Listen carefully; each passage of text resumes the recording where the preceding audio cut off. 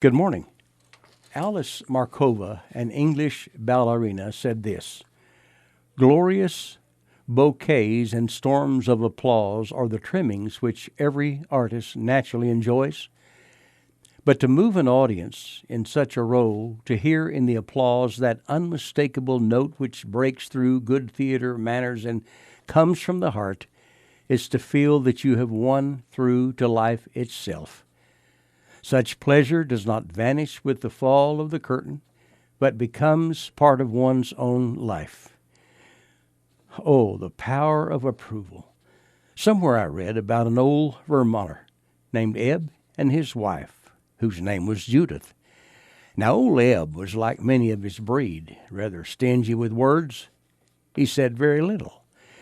Well, after a long day's work, he and his wife had had a good supper, and they're sitting out on the front steps for a while, and apparently the sounds of dusk must have softened the old man a little bit.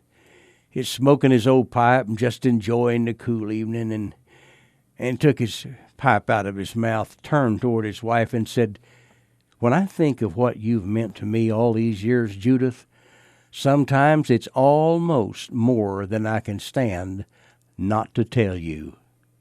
Oh, my. It's been nearly 4 decades ago that the following incident was published, but truth is it's relevant to us today. Dr. Ernest Miller mentioned that he and his wife sat charmed at an outdoor performance by young Suzuki violin students. At the end of the concert, an instructor spoke briefly on how children as young as 2, 3, and 4 years old are taught to play the violin. The first thing the children learn, he said, is a proper stance.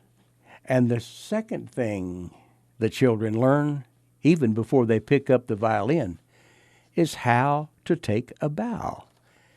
The instructor continued, "If the children just play the violin and stop, people may forget to show their appreciation. But an amazing thing happens when the children bow. The audience invariably applauds."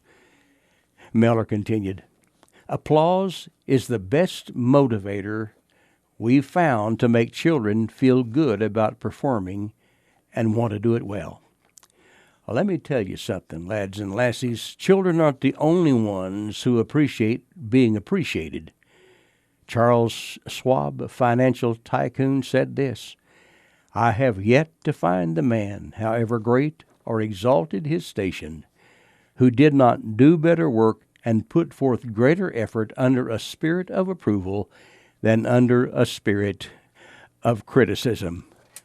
How true, how very, very true. I'm Larry Hatfield. Good day.